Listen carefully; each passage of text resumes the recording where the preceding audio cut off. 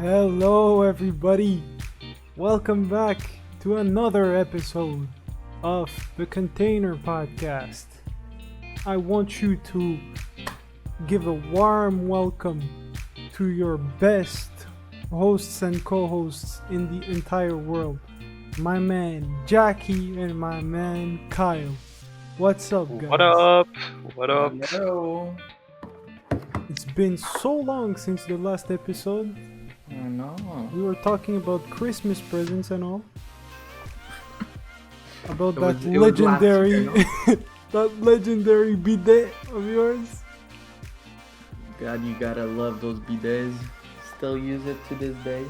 I mean, it must be. You said you were converted back in your trip in Japan, right? Of course. And that I've conversion used it every is- single day, and I've never had a more.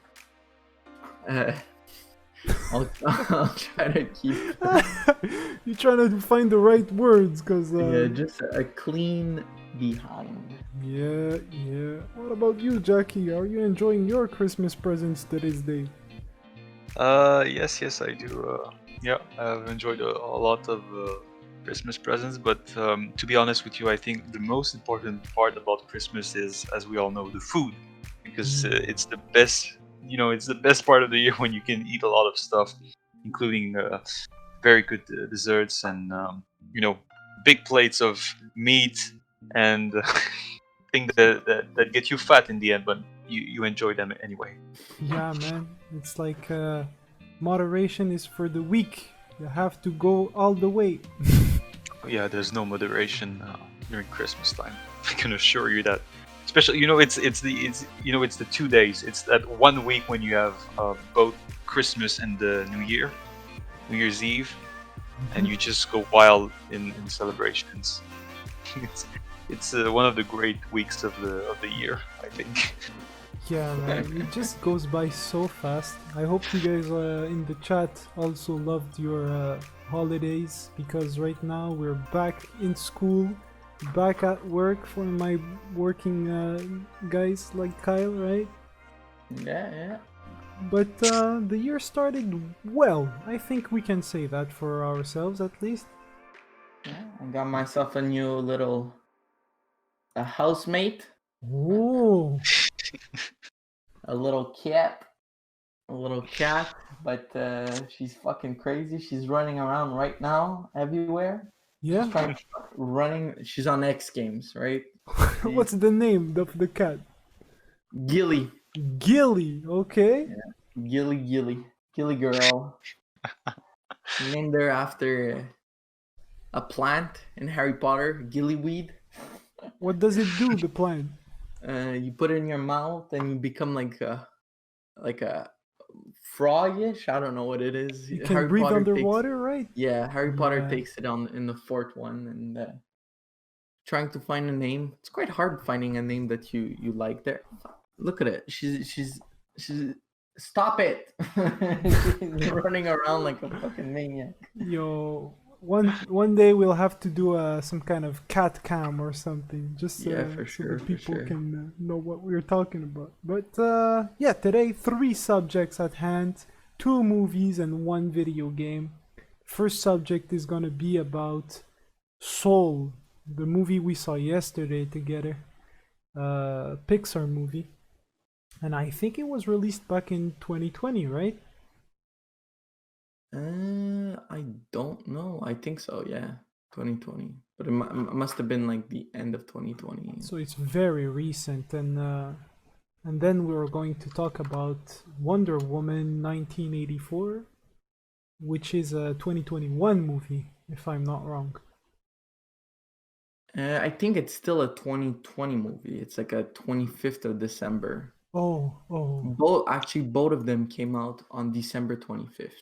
okay. So yeah, and we're gonna finish with a review, full spoiler mode of Doki Doki Literature Club, a game that I forced Jacky to play. So he Yeah, was so, not about that we'll- life, and in the end, he will tell you guys how he felt about the game. Right? Oh Jacky? yes, Oh yeah, I'll tell you how I felt, and we'll have a small surprise for you guys. Um, when we'll be done with this episode, during like the next week, we'll release some gameplay playthrough that Momo and I did on Doki Doki Literature Club. So you can not only know what I've experienced, but see it with your own eyes, I'm And excited. ears. Shit. Yep. I'm and excited to see see that. how terrifying this experience was for me. It's been years for Kyle and I, Yeah, but I've played it. I think maybe 3-4 years ago or something. When did it come out? I think 2014, right? What was it called already? Doki Doki. Literature Doki Club. Doki Literature Club, yeah. So yeah, Yeah. let's start with my boy Soul. Yeah, I think it's usually we do like one movie and then we go on to like the discussion topic, but um I think um we were if Wonder Woman had been better, I Yeah. think we would have reviewed just Wonder Woman. But the reason why we're going to speak about Wonder Woman today is because it's not a good movie, and well, that's why we have two movies reviewed. It's one of the worst fucking movies I've ever seen in my life. It was I bad. yeah, It I cannot was put it better than that. Yeah. it was really bad. Like And I so watched bad I it couldn't twice. physically watch it the whole time. I watched it twice, but I couldn't give 100% of my energy or concentration on the second viewing when I watched it with you. Yeah. It was just ugh. It was I couldn't. I said fuck that. Yeah, bro. I mean, I can understand. Our boy Alex, right? From the podcast, he was playing his PS4 in the meantime. A good It's thing it's because yeah, it's a funny thing how actually, I am. we can talk about it. Except so last week we had, when was it? The week before, I had proposed the movie 365 days, and in my opinion, that's one of the worst movies I've ever seen in my it I and then we watched Wonder Woman, all of us together, and I'm just like, I can't make them look at two horrible Horrendous. movies and like that make you lose faith in humanity. So I said to myself, okay, I'm gonna tell them to watch Soul, which I think, well, no spoilers. You'll let me know what you guys, if you've enjoyed it or not. But I'm sure you liked it more than Wonder Woman. Yo, I So was testifying in all sorts of language while watching Wonder Woman. It was bad. oh my god, I don't know. It's just the first time I started watching it, I'm like I heard that it was people didn't enjoy it, but I had never I think I saw one trailer and that's it, nothing else. So I was going in pretty blind into the movie the first time I watched it, and I watched it with my girlfriend, and she's not a big she doesn't really like superhero movies or stuff like that. It's not her. She doesn't really enjoy it. However, she had seen the first one, Wonder Woman, Mm. and she had really liked it. Right? I think it helped that it was a female as a hero. I think it helped her give a shit, right? And so the second one, we start watching the second one, and the first scene comes up in the mall, and I'm just like, okay, well, this is cheesy, but all right, And then it kept on going and going and going, and then it's like, okay, this is just bad. And then you would think that, okay, it's just a bad superhero movie. But then it continues and it continues and it continues. And then it's just like, oh my god, the ending is just disgusting. Everything is just every scene, every fight. There's not one fight that I'm like, oh yeah, that's good. Oh yeah, that was impressive. No, everything was shit. It looked like the CGI looked Oh like my I could do better CGI, and I've never done CGI in my fucking life. Like it's Almost, bro, almost. and I'm not somebody that sticks on little details in movies. Like if a plot point or something doesn't make sense, I'm a lot of times I'm much more entitled. I'm much more than, like, for example, Jacky or another friend that we have, to let stuff slide, right? However, this I couldn't. Like everything made no sense. It was just and you watching a superhero movie, right? Where they fucking fly and be and you go, okay, that makes sense. But some of the stuff I was just like, it's impossible. It's impossible that somebody came up and wrote this shit. It's The script again, killed the movie. It was that bad. absolutely. Absolutely. And I didn't hate Gal Gadot in it. I think she does a okay job as Wonder Woman. I mean, she's but it's just it doesn't help with the dialogue. Like the first one was cheesy a bit, but the dialogue wasn't as bad.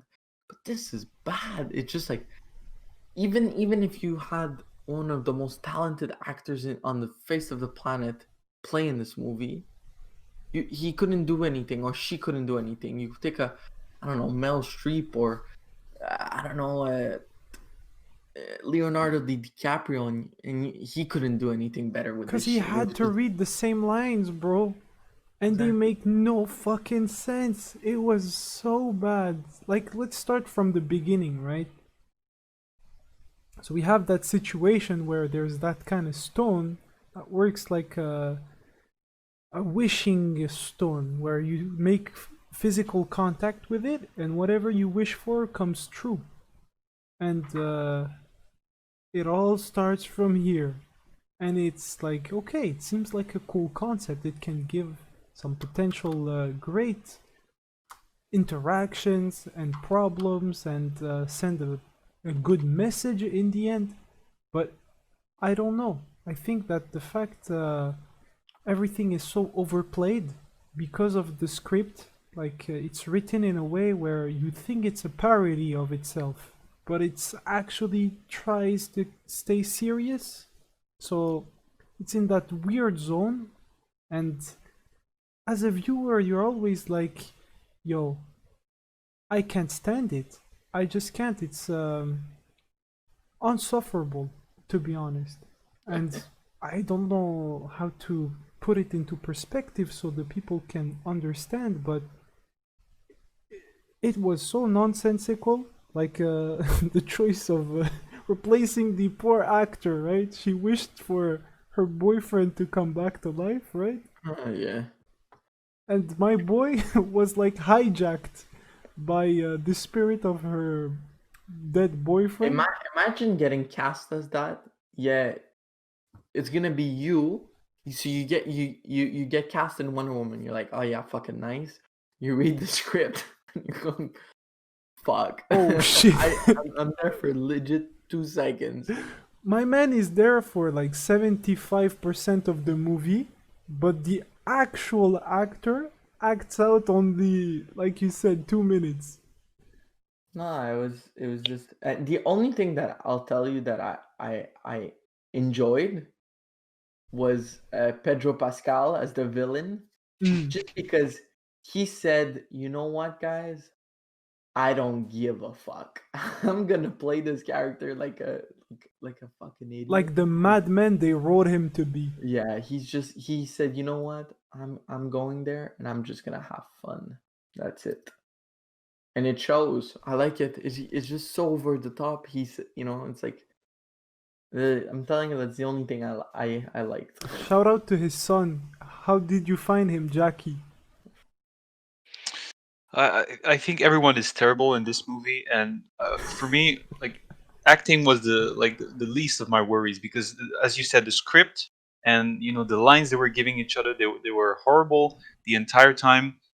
And Kyle mentioned the end of the movie. I think when Pedro Pascal reunites with his son, and I said Pedro Pascal because I don't remember the name of the character because I didn't give a damn about any of the characters in that movie, but it's just so weird because like I don't like anybody in this movie. Everyone was just pissing me off the entire time because the lines were very cheesy and it was just very um aggressing, hearing all this stuff the whole time. And for me, like if I had one scene that I would say like this scene is the one scene that made me go like, okay, this is like there's no coming back from that. And it's when there's the assault in the park. There's the assault in the park, And Wonder Woman, she comes to save her friend, and she's like, "Are you okay?" And her friend is like, "Yeah." And then they go like, "All right, thank you," and they just go their separate ways. And there's nothing more to that. It's just they just left it in the movie like that. No editing or anything at all. There's nothing more. It's so unnatural. It's so unauthentic that when you watch it, you just can't handle it. You know Kyle said, at one point when I watch movies, I'm able to, let stuff slide. And I think he knows, and you too, Momo, you know that for me it's way harder. But for this movie, because it's a superhero movie, and I don't like superhero movies, but when I watch one, I understand that it's not like this masterclass movie. So I let a lot of stuff slide. But I mean, like Kyle said, like this was way too much. There were too many of those moments where you couldn't just let that slide. It was horrible. I mean, that's your opinion. I'm sure that No, no, no, no, no, no. that You some say what when you people love well, this movie. listen to me, listen to me. You know when you say like oh well, everything is subjective. Well, no, no, there's some things that are objectively bad, and this is one of them. I cannot There's no way there's someone out there looking at I've this movie I've and I've going, read comments of people saying that it's good. they're trolling. They're trolling. There's no way. There's no way somebody rationally thinking and just a tiny bit intelligent can go look at this movie Oh, and go I like, this is agree. a I agree that masterpiece. those people that say that it's good are fucking they have maybe a brain tumor or something, right? But I Holy don't know. cow. I just think uh, it's so fucking bad. I don't get it how they could have done a movie so bad. Like number one wasn't bad, like one was enjoyable in some occasions. Some fight scenes were cool, and then they shit the bed. I don't see how they. And did you know that one day after it came out, they approved for Wonder Woman 3. There's no way. Yeah, There is Oh no way. my god. Because yeah. okay, The okay, look, madman. at the start of the The movie, when you started madman. watching it, and you were like, okay, because you were nice enough to tell us, guys, be ready. This is gonna be something very bad, and we're like, all right. And at first, I thought, because I was not understanding everything, and there were characters that I didn't know. But at first, I thought, I haven't seen the first movie, but I heard good stuff about the first movie, so I'm like, okay, but at one point you just gotta wake up and go like, this is not a thing where you don't understand what's going on because you haven't seen the first movie. This is a thing of, this movie is very, very bad Oh and yeah. not well made. I do recommend actually watching the first one, just for you. Like the ending of the first one is it sucks, but the actual movie it's far from a great movie, right? I'm sure you'd give it a two and a half, three, what, in terms of ratings or anything. But I find it's a fun time. It's a good Wonder Woman movie. It just shows her being Okay, a but badass, and but it's nowhere near as shitty as this. There's like, okay, but for example, for me, like, I think you all know that I'm not a big fan of superhero movies. So, like, of course, I'm maybe biased for rating these types of movies. But like, when you look at the first Wonder Woman movie, where could you like place it in terms when you compare it to the other Marvel movies or DC I'd say movies? it's above average than It's the other above one. average. Okay, so that's pretty good. And it's above average. The only reason why it's above average, I think, is just that they did a bit, because it is true that there's not a lot of female superhero movies, right? And Hmm. I think they did a good job with it. They did a good job where it's you know, it, I don't know. I don't remember if you guys saw the Avengers there, the last one, Endgame and everything. Yeah, we Yeah. did watch. Yeah, yeah. I think we watched it together. Remember that scene where there's like all the female Avengers, they come up and they rally up and Yeah, girl they power scene. yeah. You see, I didn't like it because it seemed forced. Wonder Woman doesn't seem forced. It's like they just took a normal ass this character that's been there forever and just put her on the screen. They didn't do any bullshit with it. It's just it's a basic cookie cutter superhero movie, but it hits every point that it needs to hit. It's funny on sometimes. It's and and the action, the CGI isn't bad. It's actually pretty cool. There's some scenes that you're like, oh shit, that's actually really, really, really cool. But it's okay, you know. It's not like I said. It's not on the same levels as other big, you know, Dark Knight or stuff like that. No way. It's not the same caliber, but I think it's above average of all the superhero movies that came out. I'm including all the Marvels, all the how you call it, DCs or anything. Yeah. I see. I think, to be honest, however good it might be, the first one, it will never be as good as Spider-Man 2 by Sam Raimi. It was so fucking good, bro. Oh, Okay. if only With, superhero movies could have stayed that way, I swear to God.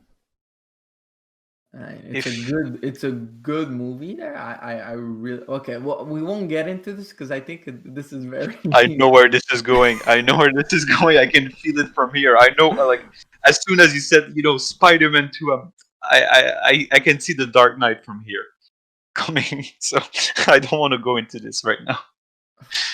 As you wish. So I think we went around Wonder Woman. Yeah, I actually don't want to think about Wonder Woman ever again in my life. I want to press delete in my mind. I asked the question to Jacky about the little kid, the main villain's kid, right? And he said not much because he didn't really care about him and he was not so useful. Yeah, to the honestly, plot. I did like you see the file for Wonder Woman in my brain is there's not much place for it. It's pretty empty. So It was just to remind you guys that essentially that kid has absolutely no place in the story except for being the plot device necessary to make the villain come to terms with his maniacal plan, right? That was the only reason they put him into the movie. Again, one part that I hated there was when the woman wants to become the cat, the cat bitch there. Like, it could have been fine, they could have done it. No, of course not. She had to say, I want to be a apex predator, and then next thing Apex, bro. She becomes a fucking furry. It's like, bro. Or like with the armor. The strongest armor in the universe. The strongest armor, and then a cat decides to fucking break it. Cat lady swipes a couple times and yep, it's broken. It's just like, anyways. Like I said, I think we don't talk also about that bazooka scene with the Middle Eastern people. Of course, we're skipping that too, so that was controversial before the movie came out. The clip leaked or something, and people were like, bro, what the fuck? I understand. Let's move on to something even more controversial. A matter of life and death and what's after death. The Soul movie was really good. I loved it. So yeah, I would like all because I watched it before, right? So it was my second viewing, and I had really liked it there, so that's why I proposed it there. So I know, Momo, you said that you liked it. How about you, Jacky? Yeah, I liked it a lot. I think it was a very good movie. All right, good. That's the one I want. The feeling that I wanted you guys to have there. Yeah. So I think we can do like the usual. I don't know which one of Yeah, you guys wants to give the a little you, summary of the you movie? can So go ahead. You can go ahead. all right, so there's something I'm very bad at with. It's the name of the character. So it's what his name is. It's not Jerry because Jerry is like the guy that just comes back No, it's in the not afterlife. Jerry. It's It's Gardner. It's yeah, Gardner. Joe Gardner. Joe Joe Gardner. Gardner. Okay, so there's this guy Joe Gardner.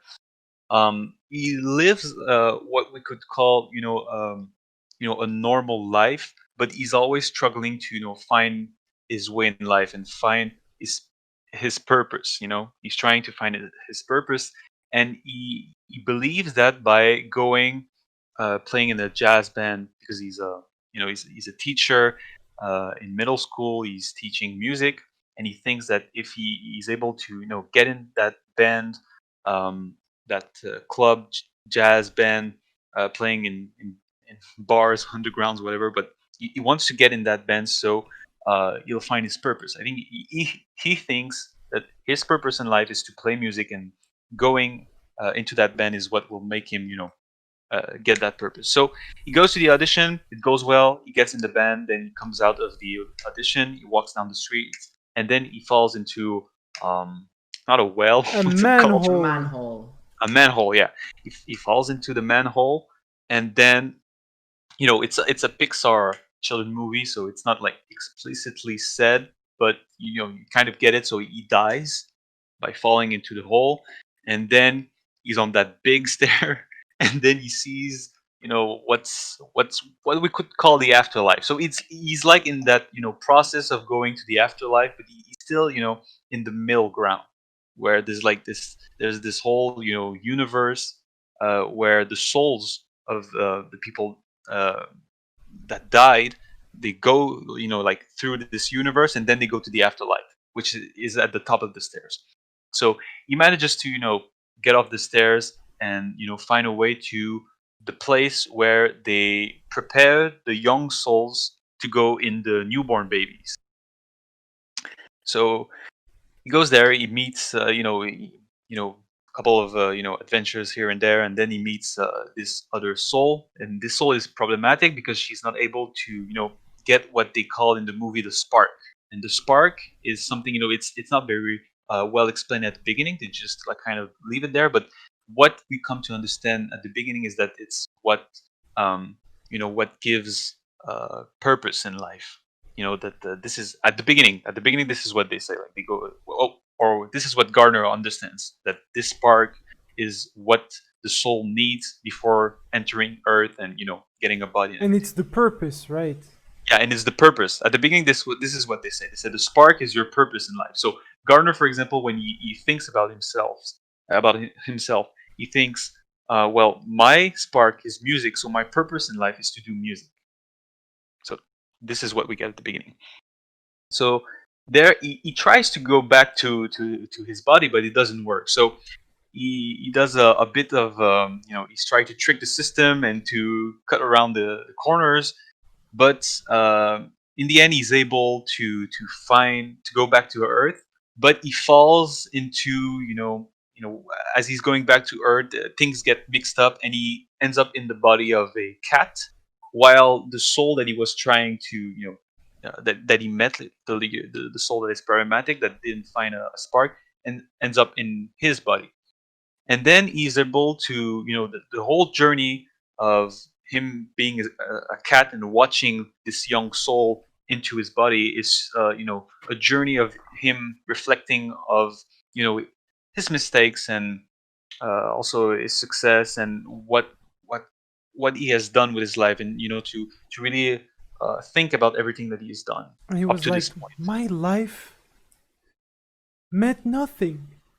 Yeah, yeah. So this is after he goes through a normal day while being a cat, and the young soul being in his body, he understands that his life was that it didn't mean anything, and he realized that he missed a lot of you know he missed a lot of the small things in life that make it worth it, because he's always uh, he has an average life that he's not satisfied with, and he thinks that for him to be satisfied with life, he has to get in the band and get into music and be a good jazz musician.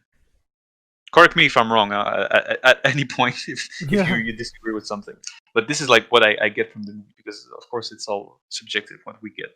But eventually after all this journey, like Momo said, he thinks my life meant nothing. But he's able to perform on stage. Finally he's able to go back in his body, because he you know the soul, he's able to to trade souls and to go back in his body, and the soul just goes back to the middle ground, before going to before entering earth, where the young souls are prepared to go to earth. So he's able to go back in his body, and then he goes to um, the club, and then he performs, and then afterwards he feels empty. It doesn't feel like what it was supposed to feel. It doesn't feel like now he has purpose.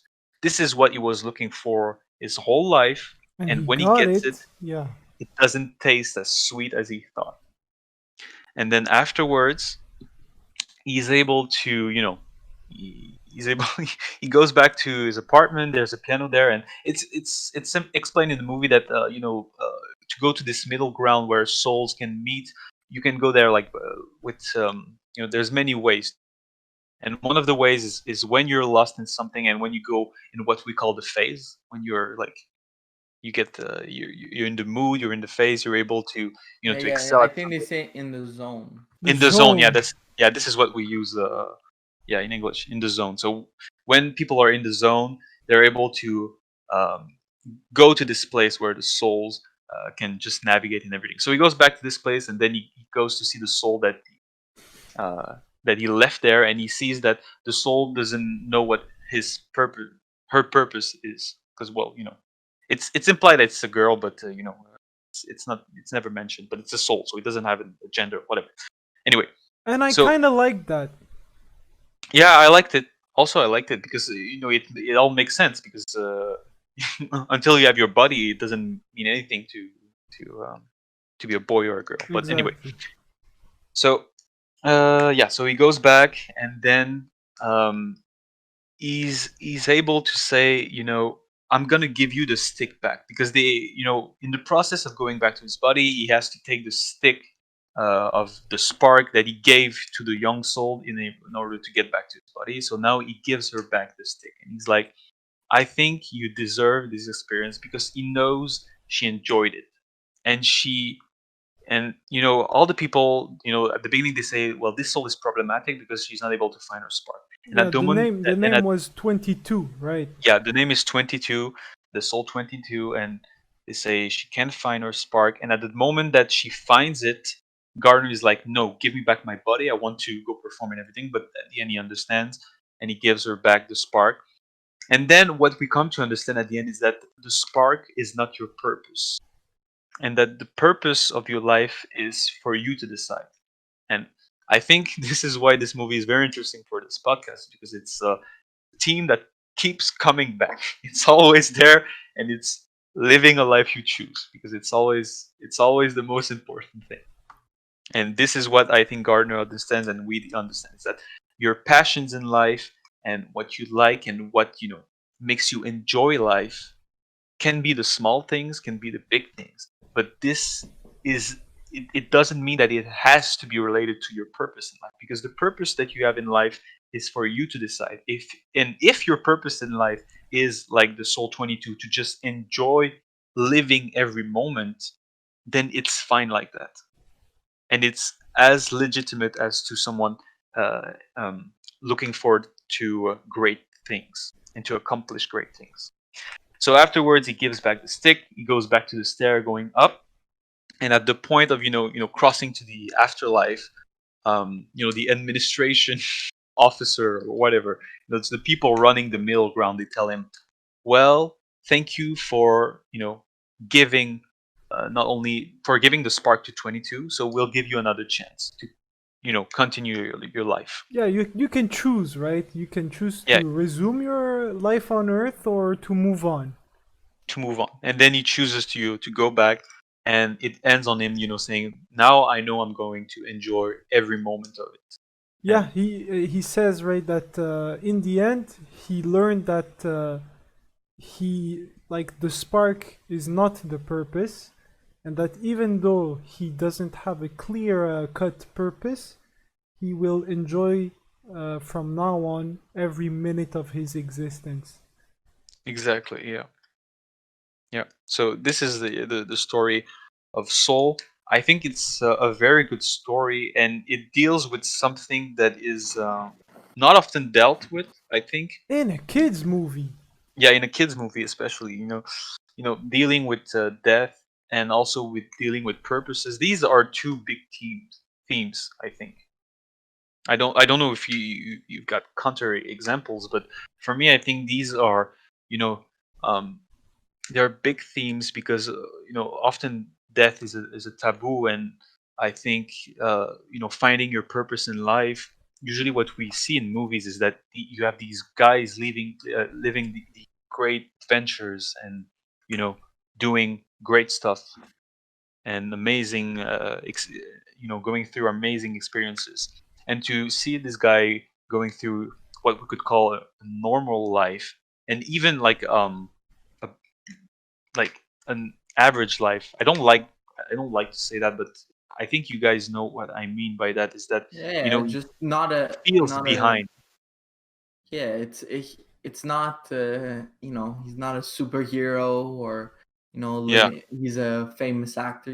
He's a middle school band teacher, and it's pretty He's much. neither rich, neither famous, neither has some kind of Nobel Prize or anything, right? Yeah. He's an everyday man. He's Yeah. an everyday man, and not only is he's an everyday man, but he's an everyday man, feeling, feeling that he's getting behind on his life. He feels that he has no, value until he gets this role in the band. Oh, Yeah, he put he his whole hopes and not hopes, life. but I would even say well, yes, he did put his hopes, but he put his whole sense of self-worth Yes. into that. And it's just like he thinks he's a failure, and everything, but and that one scene that I really like. There's two scenes that I find make me like choke up a bit, Mm-hmm. like it's emotional. It's when you see he has like a flashback of his life, and you realize, because in the beginning you have, it says um you see his life when he's walking with 22 in the like afterlife, and you see like little, like a museum, Mm-hmm. and then he looks at it and he's like, oh shit, it's trash, right? Like it sucks and everything.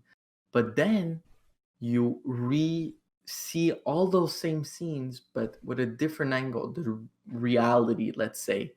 And it's and it's the same scenes, him eating apple pie, but he's enjoying the apple pie. It doesn't mean because you eat an apple pie alone at a diner that But it's sad or anything, right? that it's sad, and you see that he was enjoying it and everything, and you can, and I really like that I about it. didn't pick up on it. You actually made me realize, Kyle, the fact that it was the same scenes that he was like, this my pathetic life. And then he was like, bro, I loved life. Yeah, it's like his life wasn't shit at all, it was just that he wasn't, he didn't, because he was putting so much energy and so much, like I said, self-worth, and oh, my life is successful or not, because of him being a famous jazz musician. But at the end of the day, he realized that he's not just living, he's lived a Mhm. great life, a good life. And yeah, maybe not exactly what he always aspired it to be, but life rarely does that. For some people, sure it does, but like the barber scene, right? Oh, my best scene. I think it Yeah, was really, really good.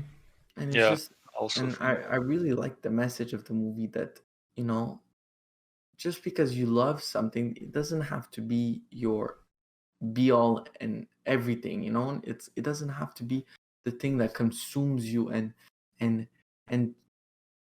there's so much variety in life, and you can't limit yourself on just that, you know. Yeah, and like he said, the barber, he wanted to be a veterinarian after doing the Navy, and Yeah, he had to pay for meds for his right. daughter, and he couldn't afford like the studies and everything, so he went to barber school, which was a lot less expensive, and which gave him a lot out of life that Yeah, he didn't particularly expect and that he loves. He's not like, oh my god, my failed dream of becoming a veterinarian, a vet, right? So yeah, he just kind of said, you know, like life is sometimes gonna be, you know, not what you expect, and it's okay. It doesn't mean just because you're not doing your dream that your life is ruined or anything. And I remember after watching it, I was looking at a couple of reviews, and one of the reviews, it was this guy who was saying that his dad always loved music and electronics, right? yeah. And he decided when he was choosing his career that he was not going to continue in music. He was going to go in electronics. And he said it was the best decision of his life because one, it helped him have, you know, financial security and everything, because music is not always the most reliable.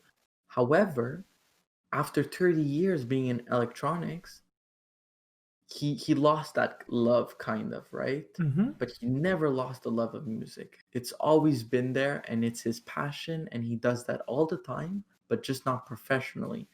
And I think I think this movie, that's the principal thing is, you can love something doesn't have to mean that you have to make it your life's purpose. It could be something that you do on the side, and you love, and whatnot. And that's why I really really enjoy the Yeah, movie, and and I like the message of it. That's I the number. love it. I love it. I think it's so positive. I think nobody can disagree with it, no matter their perception on life. No, Except the people that take great pride in shit like yo, I'm lucky, right? So I got to do what you guys didn't have the chance to, and it was all because of my hard work or something. And we're like, bro, it's a matter of a coin toss. Yeah, Which I'm yeah, not sure. Yeah, but yes and no. I agree that maybe these people will say I've succeeded, so I was lucky. Well, they won't say I no, was lucky. They will that's say the thing, I right? I worked hard for it. I think those people will definitely be against the whole message. But I think also it's hard to really put my finger on it, but I would say that something maybe it's because of our age. I think because it's a children's movie, but when you look at it as a children, maybe it will change you and it will change the way that you see the world. But I think at our age, what's complicated is that we're too old to just absorb this and not think something of it, like because we've experienced um, uh, uh, it's true, it's a small part of life, but we experience this little part at least, but we're not old enough to know any better than this little part. So I think we're at this point where, for some people, and I include like myself partly in that, is that when you look at it, you think, um, yeah, but when you have dreams and when you want to do something, uh, it's not true that it's just gonna be okay if you don't you know if you're not able to achieve those goals, if you're not able to achieve those dreams. There's always going to be something disappointing about not being able to you know get what you want in life. oh, Because you're for like, yeah, sure. I wanted to and I can't. I Yeah. feel like I should have, or Hmm. the world had to give it to me. I was owed that maybe, but I don't No, it's know. not because you're old. It's because if there's something that you like and there's something that you want to do, and you're not able to do it because of the circumstances, and because of not because you like you said, some people will work hard for something and they won't get it, and some people will work as hard and they will get it because they're lucky, and this is what happens. But um, I I mean, think that let's talk about the guy that wants to be a professional basketball player, Mhm. but was affected by a terrible illness that left his two legs Yeah, okay. Well, unusable, right? this is one example, but I'm talking about the guy that Like this is did one not. example where he's like, "Yo, I want to believe that if I work really hard, I'm gonna be a basketball player, but I don't think it's gonna be possible." Yeah, but I'm not talking For about. sure, I'm not talking about these people. you need. There's always luck to it, right? So Like, yeah, that's what I'm saying. The circumstances, right? Yeah, no, I agree that there's always luck to it. But what I mean is that there's not only these people. There's also the people that worked hard. They were not ill or anything, but you know, some people was more talented than they were because of the circumstances. I agree on that. But to just go ahead afterwards and go like, well, I can still enjoy life. I think it's harder than that, and maybe it's no, it's but wrong. I Maybe it's agree with you. I agree with you that it's harder, but I think it's just that if you look at people, we're talking example of people going playing basketball or anything, right? Mhm. It's a tin, like a small percentage of people that are gonna get to realize that dream, right? Of Mhm. being a But pro in the of NBA. being a pro in the NBA, and you know how many people want to be that? That's huge. And let's say, like for example, take me. I would like to be in the NBA. It's not true, but for the example there, I Mhm. want to be in the NBA. I have no realistic avenue to get there. It's impossible. I'm shit at basketball, and I'm I'm small. I'm I'm 5'11". Like there's no way that I would get there. So there's still like an example, a certain percentage of people that do have that talent, right? But they're maybe not that because the NBA is the number top, right? There's that fine line where you're in it or you're not, and a lot of people are never gonna get it there. And I think that this movie, what it does, is it shows to you that you can strive for your dream, but sometimes you don't have to make your dream or your spark or whatever you love into your whole life, and it can sometimes make you Consume not you. enjoy it and consume you exactly. And I think that what the movie tries to portray, and I think that it's a good message, is don't stop dreaming of your dream, go for it, but at one point you can look at it and go, you know it's maybe not going to be for me. You accept it, and you can still have an enjoyable life and a pleasant life, And enjoy and the rest of it, because what is one thing in the grand scheme of things, right? In an because ocean of different opportunities and things to enjoy. I think that if you base your whole life on this one thing and it doesn't happen, you're not gonna have an enjoyable life. You know what I mean? I think You're you're right, Kyle. But you also understand Jackie with the feeling of being salty if it doesn't happen, right? Oh, for sure, absolutely. I think, anybody that, for example, they're super good at basketball. They've been good for their whole. I don't know why we're on basketball, but let's say we're on basketball for the example. You work all your life for it. You put so much work. You have the talent. You have the height. You have the body and everything, but I don't know. The circumstances make it that you never go, right? Well, Yeah.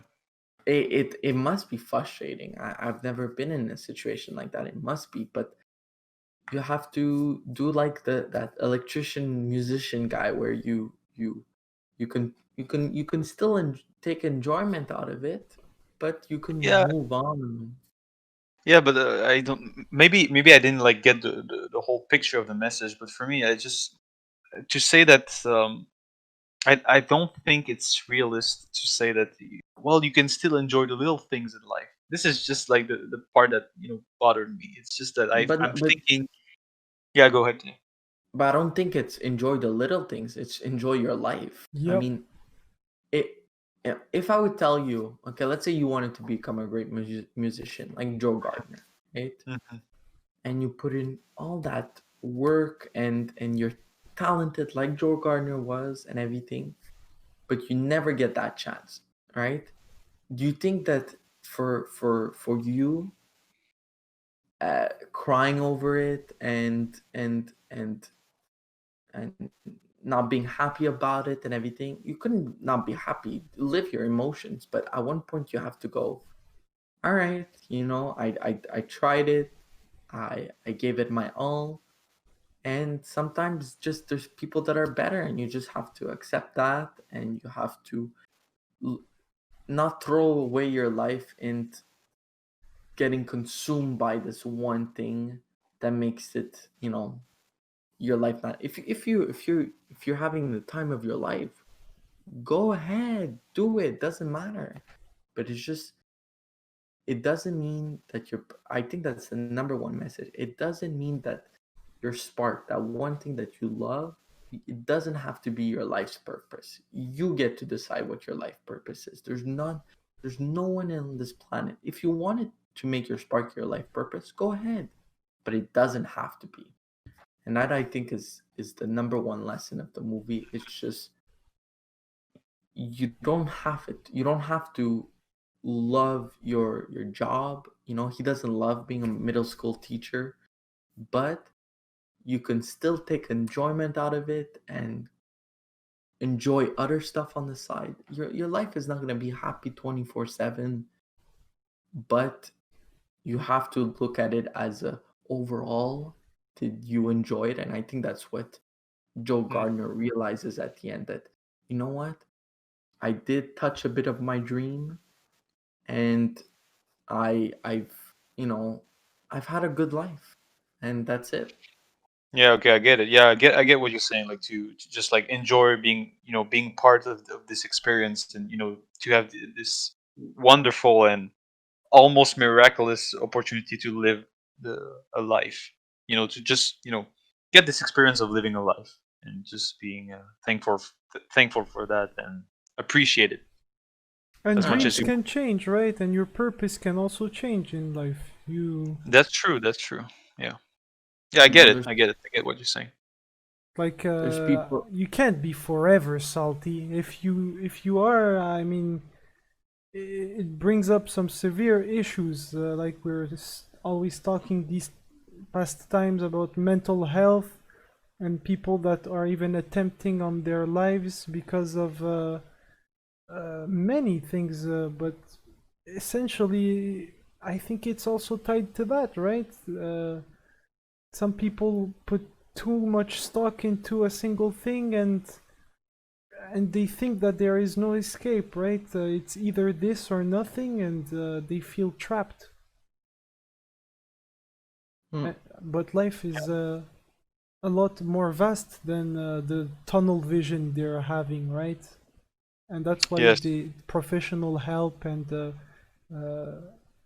yeah, can do some great things for people in need of this Yeah, kind of like, help. I'll give you an example. Me, I've always liked cooking, right?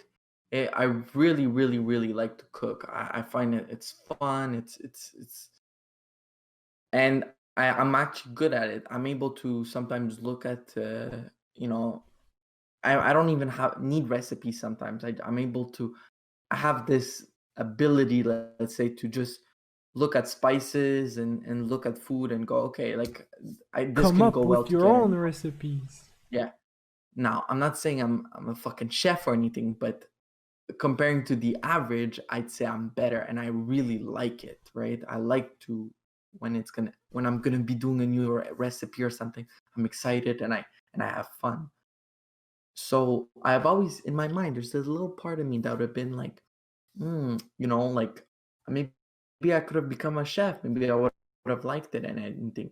And maybe, but right now I went in IT and I really like it. And it's just like, that cooking and everything, just because I didn't make it my life career choice, my purpose in life, doesn't mean that it can be a big part of my life and bring me some enjoyment. Well That said. quote Well said. unquote spark, that quote unquote spark, I can still bring and take so much benefit out of it. However, I'm not basing my whole life around it, and it doesn't have to be. Hmm. Oh, Yeah, I I think that's well said. Yeah. I think we oh, understood the movie in a positive way, no matter what was the intention of the people making it. was there anything that you guys didn't like about it? Well, now that we talked about it, I think I was going to give it a grade, but I think it's going to be I think it's going to be better after this conversation, honestly, because I think you made convincing arguments there. So yeah, I understand. I think better, and like Momo said, in a positive way. But if the only parts I didn't like, it's not that bad. It's just that I'm not a big fan of this whole afterlife party. I don't know what you can call it, but this whole part when there's just the soul juggling around. I think it was a bit long. Oh, I didn't like that part, and also the part with the ship and everything. I just found that maybe it could have been done better, and with maybe less focus on this whole explaining how it worked and the administration and how they give everything. I think it could have been simpler because I didn't like that part. To me, like the greatest moments of the movies were in the real world, in the real life, and of course at the end on the stair. I think the stairs, it's a nice symbol, it's a nice scene, both times when he comes up the first time and he jumps, and the second time when he has to choose. I think this part they should have kept it, but the whole other thing, I don't think it was necessary, and I found it a bit you know a bit boring. But apart from that, I mean, it's not going to lower the movie into a, oh well, it's a little bit above average movie. No, it's an excellent movie. I think now I think that yeah, it's an excellent movie. But if you ask me like what part I didn't like, I would say like that part. The whole going into the soul world and then coming Hmm. back for the 22 whatever. This is like I the get only it yeah. because my first viewing, I remember I started watching it, and I was like, oh, it's I like it. It's fun. It's good. Like the beginning when he's giving his class, and then he goes to audition, near and then death he experience dies, after near and death then I'm like, experience until he died. no, is the movie? I was, yeah, but then I was just like, You're kind of breaking up right now, is Kyle. then I If look you and I want to remember the name repeat. of the movie, and like, oh fuck yeah. Oh, sorry, can you hear me Yeah, now now better? you're back. Yeah. Wait a So minute. right after his death, that's what you were talking about. Yeah, so I guess like when you saw the whole soul world, you were like, I hope Yeah, it's not going to be all the movie in this. but in the Like, beginning, I was a bit disappointed because I found the visual effects of the real world. I really liked them. I found them super nice. I was just like amazed by them, and then I was like, ah, shit, they're gonna bring it back to this not boring, but like this little blue thing, and it's very Pixar-ish, like very anime. Like I was like, it was something different. I found that it was in the real world, and but then I don't know. I really liked, with the Jerrys and, and the administration and Yeah. stuff, because it showed a more, I don't know, a different way of seeing, this afterlife, that, this the great before and the great after, or whatever it's called, and just I enjoyed all those aspects of it. Now, I understand why you may have not liked it, because in the beginning I had not liked it, but I think that I found it funny. I liked the little 22 there. Mm-hmm. So there's just all of that combination made it that I did enjoy it. But I do agree that the best parts I find are the The real world. the real world. Yeah, to me, right? I had absolutely no problem with the other world. I think that the great before was actually insane. The fact that they showed us billions of little souls finding what they like in life, right? Their You're affinities. you're And gonna be insecure. You're gonna be yes, and then personality types, right? And you're going to be manipulative, and you're. It was really really funny. So I was like having a good time watching that, just so we can get more exposed to the process, because we have this 22 that's been there for thousands and thousands of years, that's been accompanied, mentored by the greats of our world, people like Mother Teresa, people like Aristotle, people like Sigmund Freud, people like, name them, right? And then you're presented with Joe as the next mentor, but at first he stole the identity of a Nobel Prize winner.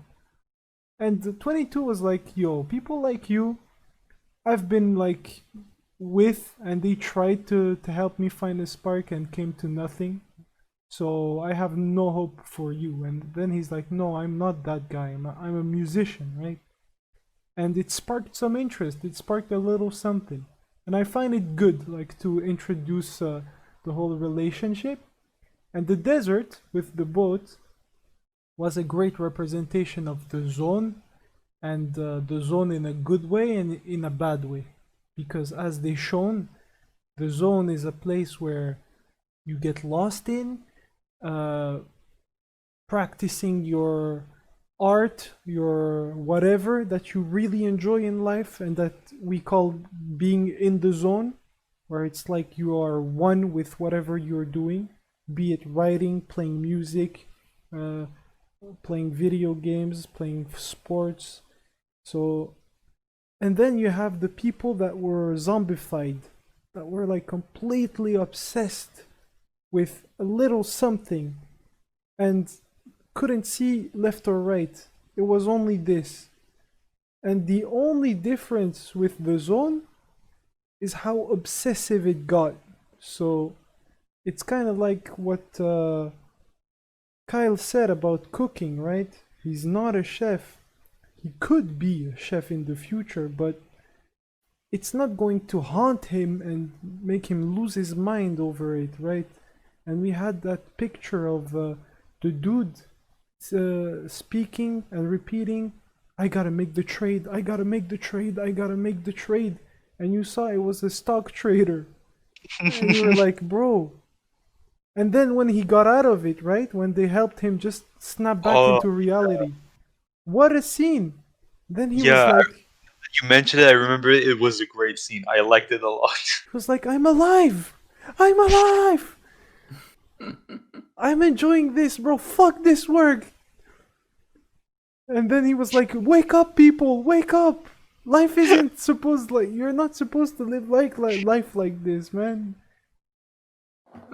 It was so good. So yeah, that dimension gave us a visualization of things that we can't really put images on, and I find it very useful to do all those mental slash spiritual parts of the human experience. And yeah, in the end, a great movie. You said everything, guys. But you see the bolt, I really liked it because I found it. I liked the, what was his name, Moonwind. Yeah. But I do have a question for you guys. Do you think you would have enjoyed this movie if, for example, it wasn't a Pixar movie where If it they was with used real actors, no, not real actors. It could be same animation, but instead of it being as, for example, childish, you know what I mean? like what aesthetic you're talking about? I mean, just without the, maybe like the, because the guy driving the boat and everything, he's a comic relief, and everything. Yes, yes. So if it would have been, for example, less like that, would you have I'm talking to Jacky there. Would you have preferred that? It's a good question. It's a very good question. I don't know because there was a lot of comedy that I liked in the in the movie. I think it was well done, and I, I don't know. I mean the whole message would have been the same, right? So I Yes. think I liked it in the end because I like the message of the movie and I like the sequences. If the sequences that were the same, but it was basically what you're saying. It was if it was more like a drama less and less than a Yeah, Pixar. If they exactly. had their human forms in the other world. Well, not just human. They could have died, but I'm just saying maybe less put.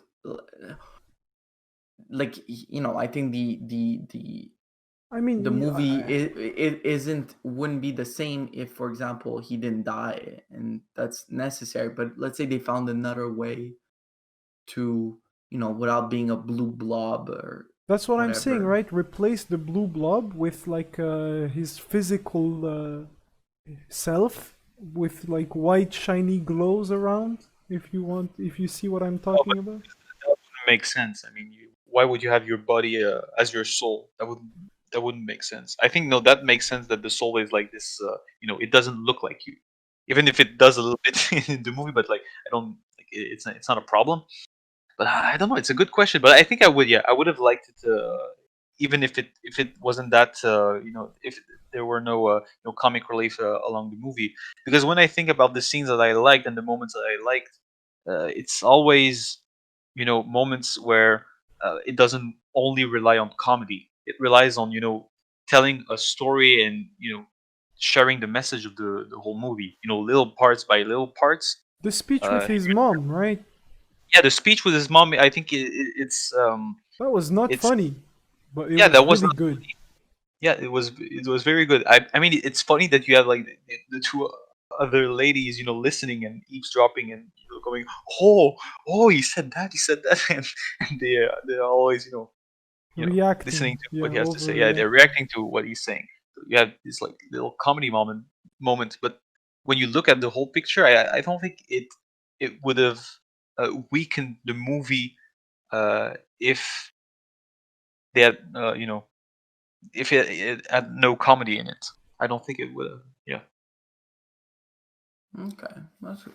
But do you What do you think? do you think it would be a different? Well, of course it would be different, but you think it would be better or worse without the No, comedy? I think it'd be. I think it's good how it is, just because I think being such a you know a,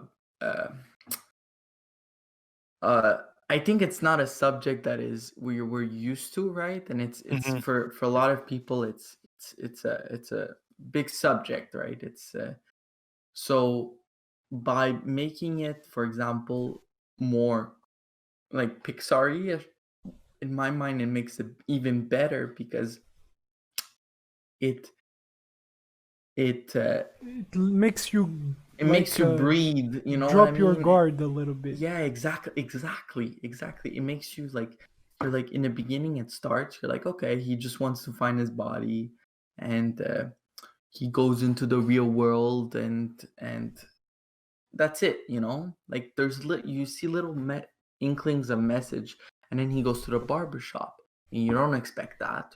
You don't expect those conversations.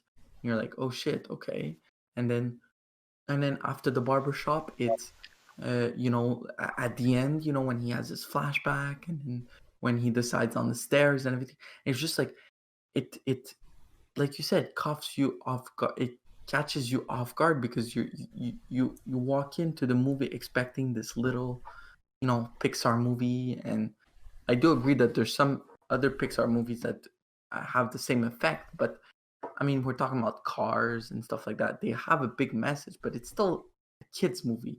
But Soul, I almost don't see it as a kids movie It where it can't really be because Well, this is what I was saying. Yeah. they don't fully understand the subject matter. Exactly. Yeah. This no, is what I was saying at the beginning. I'm like, young, mhm.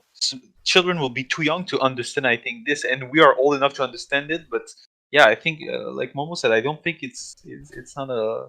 Maybe the children will not understand. I think the whole scope of the movie. Oh, But they will absolutely. remember that there is more to life than meets the eye, right?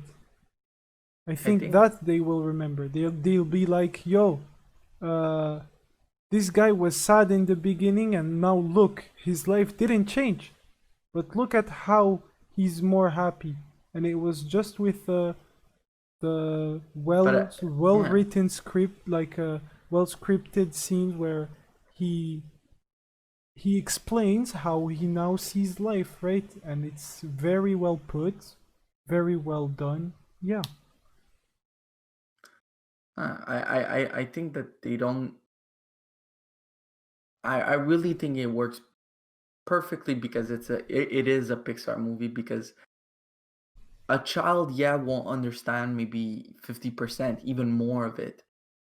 But I think that they watch it now, they enjoy the little parts, and then later on when they rewatch it and everything, I don't know, when you're young and that's your movies you would grow up with, it leaves an impact on you, right? For And it sure. makes, and I think that even if they don't understand it, it's in their subconscious, and slowly when they grow up, they have that in their minds, that these life lessons exist. Yeah, I think it's a movie that needed to be made and that left many parents in the theater or at home with their kids with an existential crisis while their kids was having fun looking at the pretty images, right? Yeah, They're like, "Oh my God, what am I doing with my life?" yeah, I they think go like, go on. yeah, I just want to say when we watched Princess Mononoke, I'm not sure if it's Princess Mononoke, but correct me if I'm wrong. But you said something, and I think it echoes perfectly well with this movie. I think this is what children movies should aim to be. Something that when you look at as a kid, you like, this is beautiful. I like what I see, like the animations, everything. It's funny. I laugh a lot, and there's a good story. Like the guy is sad, then he's happy because he did all these things in his life. And when you rewatch it when you're older, you understand it differently, and you get how important it was for you to see it when you were young, and how Hmm. it changed your perspective on things. Like you Yeah. said, the movie when you watch it as a kid is a movie that you're tempted to watch again when you grow up. I don't know for you guys, but I can't Yes, count how many times I've seen Tarzan or Peter Pan or the likes of those kinds of Disney movies, the right? Lord of the Rings. The Harry Potters of this world, right? Yeah, these With classic movies. Yeah. classic movies with differing like quality. Like we're not gonna judge them here on the podcast. We might eventually, but yeah, we go back, and we every time we go back, we see something new. We understand a little bit more, and I think that kids that were born into this generation and that saw that movie now are going to be very grateful for the art team, for the writers, for everyone at Pixar that made it a thing. Yeah, yeah, definitely. So for me, honestly, if I think about it, of all the Pixar movies there, I think it's one of my favorite ones, easily. I'm giving it a 100% grade, 5 out of 5. Every time you do this, I can I can't. It doesn't mean shit if you every time you give it a 5 out of 5. Hey, Wonder Woman gets a 0, so it balances Nah, out, man, right? no. Yo, I was thinking about this the other day and was like, you know what Momo would say? It would say if the movie doesn't like work when you put the DVD in, and if there's like a black screen, then you give it a 0 out of 10. Okay, But if point it worked, 5. Okay, point 5. point There you five, go. yeah, like we did. I think we all gave it a point 5. Well, I gave it a 0.5 because I couldn't give it a 0. But I would give it Oh, a 0.5. It's like when you're at a restaurant and you want to tip a waiter, Yeah, but but you're poor. let's say his service. No. Let's yeah, say you're at a restaurant and the waiter is like rude and Shit. everything, and giving you offer service. Well, if you don't tip, the waiter could be like, he forgot. But if you tip two pennies or like 5 cents, you know that they know that It was you bad. didn't like their service. It that was bad. Yeah. And you, Yeah. out of 5? Me? Yeah, both of you. Both of you. Okay. I already gave it 4.5. Yeah. Let's go. I think at the start, maybe at the start of the podcast, I would have said like a 3.5, but I think I'm gonna go with 4. Now that I think about it, yeah, because Kyle spoke about the Pixar movie list, and now I'm watching it, and yeah, I think it's up there. It's at least in the top 3, so it's pretty high for all the Yeah. movies. I haven't seen them all, but for the ones I've seen, I think it's fair to say it's. I think one of the the best. only Pixar movie that I think is better is Ratatouille, just because I love that movie.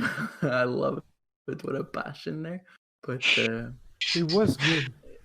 I haven't seen I- Ratatouille. Oh I'm no, sorry. I haven't seen Frozen. Is Frozen a Pixar movie? I think it is. I thought it was just Disney. I think it's just Disney. Well, Yeah. shit. So So Pixar movies are like Cars, Coco. I don't know. Have you guys seen Coco? Nah, sorry. maybe on the plane, but I don't think so. You guys should put it on your list. I think it's similar. I don't It's think a it's sleeper. as good as, but yeah, it's pretty good. Don't watch Onward. I didn't like Onward. Up is really good too. Up is Up good, but Up is it's a oh yeah, oh my god, I haven't seen it. Oh god. Got a lot of stuff to do. You still have some Inside holidays, Out right? is also good. Yeah. Which one? Inside Out. Yeah, I they haven't are seen like it. colorful bunch of emotions, right? Yeah, I don't know if you would like that because it's exactly what you would have preferred more human. This is less human there, but you see, I'm not a big fan of Toy Story, so Toy Story. right away you My childhood. take it out.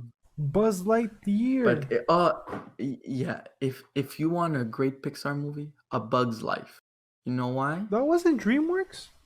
Yeah, they stole the story from what book or movie? What is it? A Bug's Life? Why is it Bug's good? Life. The green, Is it- the blue ant, right? Wait. Yeah, but wait. It might be Disney, that's true. We've Or already... maybe it's ants. No, I Ants. don't think it's ants. I think it is A Bug's Life. Anyways, there's one. I forget if it's ants or A Bug's Life there, but it's pretty much a communist manifesto of saying that capitalism is shit and communism is good. Well, we know somebody is going to like it here. Yes! You can go ahead and give it a 5 out of 5. Right already. now, bro. I Letterboxd. don't even need to watch it.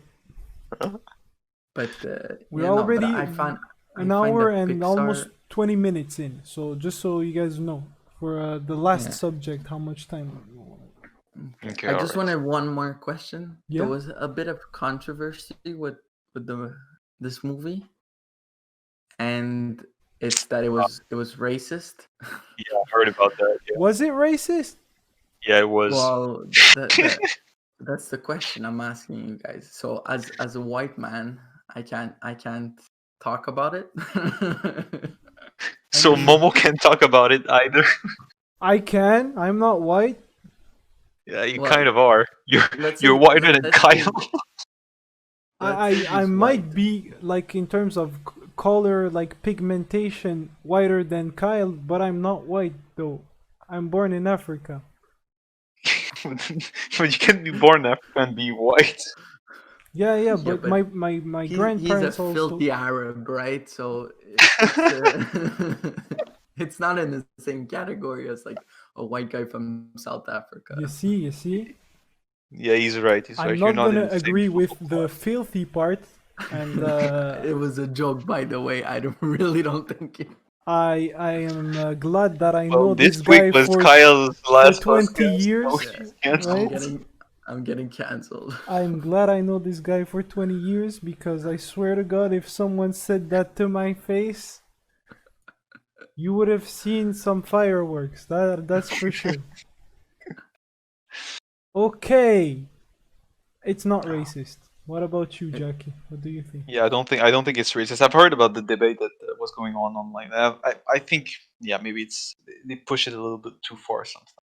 I I don't think mean, it's okay, he's a black dude that enjoys jazz. Stereotypical. That's no, about that's not it. it. No, that's not It's it. That's because he becomes he doesn't stay in his original body. He doesn't stay in his original. So, in other words, people find that a lot of movies where there's a person of color, they always transform into something.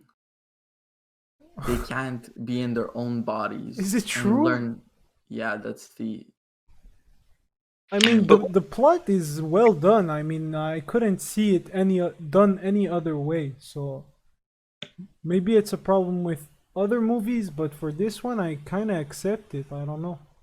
I remember one of the examples was the Emperor's New Groove, which is one of my favorite Disney movies. I have Like one never day, heard about it.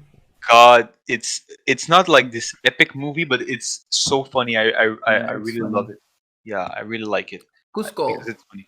Yeah, Cusco. Oh God, what a great movie. But anyway, so like the example of basically the Emperor's New Groove, like the plot of the movie is that you have this emperor and he turns into a llama. Okay, So I there, know like, now. The llama, yeah.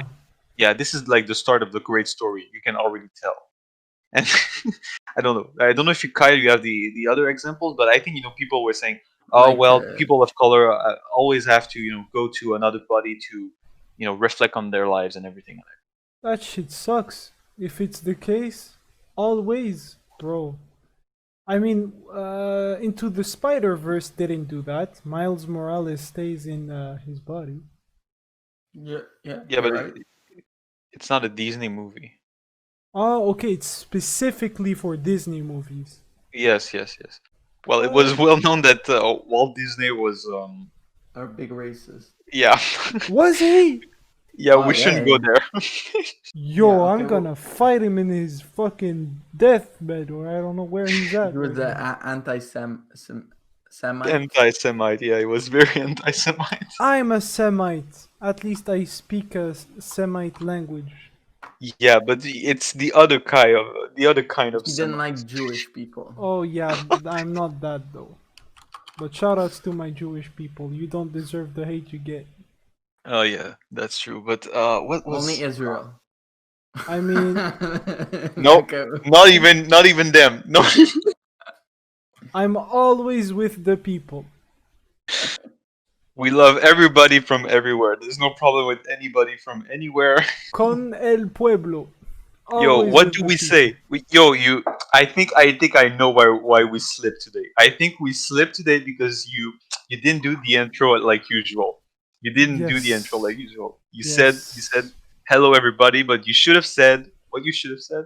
Ladies, gents, and everyone under the sun, welcome Yeah, back to the Container Podcast. because we love everyone under the sun. This is That's like the true. point of the podcast. That's Yeah, We love true. everyone. absolutely.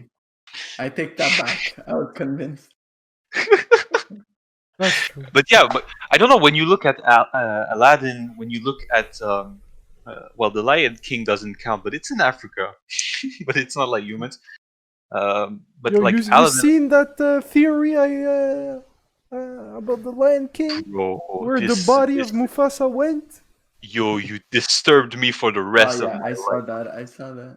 Oh, bro, man, It's his favorite Disney movie, by the way, guys. So God damn, yo, it was harsh. It was Scar, harsh to see Scar that. ate him. Scar Oh ate him, God, bro.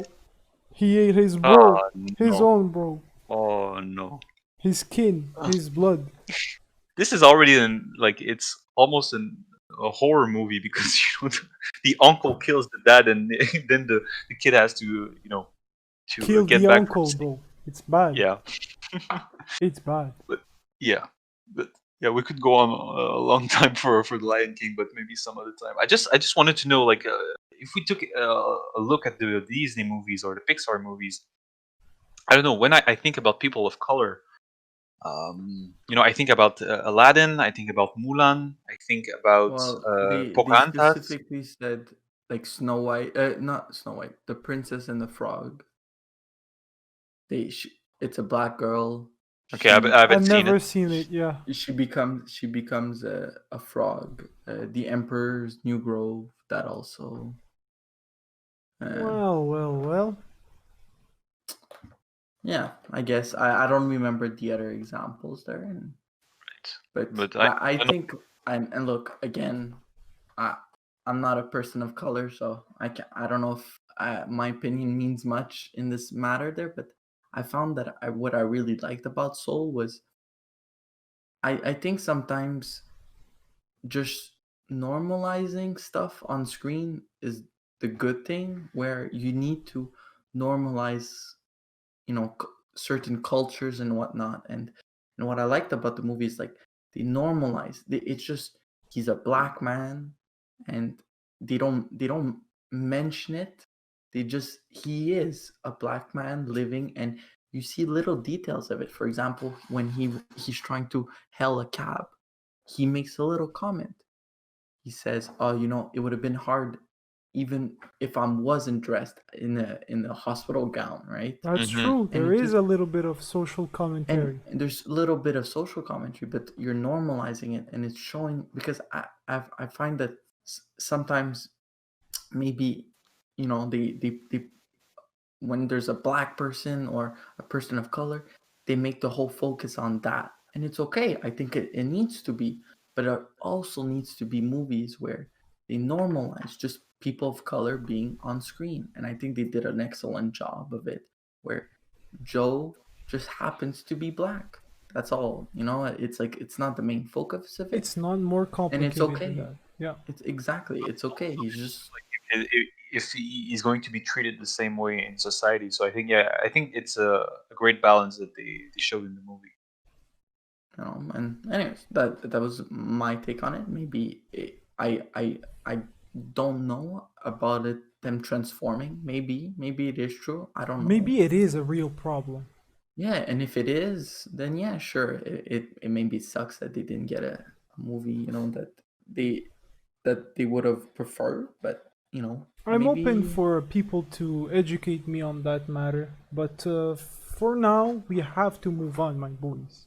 All right. yes, absolutely. Go on. Okay, so there is a guy called Dan Salvato, and that guy was a Super Smash Brothers player, just like many of us. And he was like, you know what? I kind of love writing, but I do love video games too. And he did something absolutely crazy.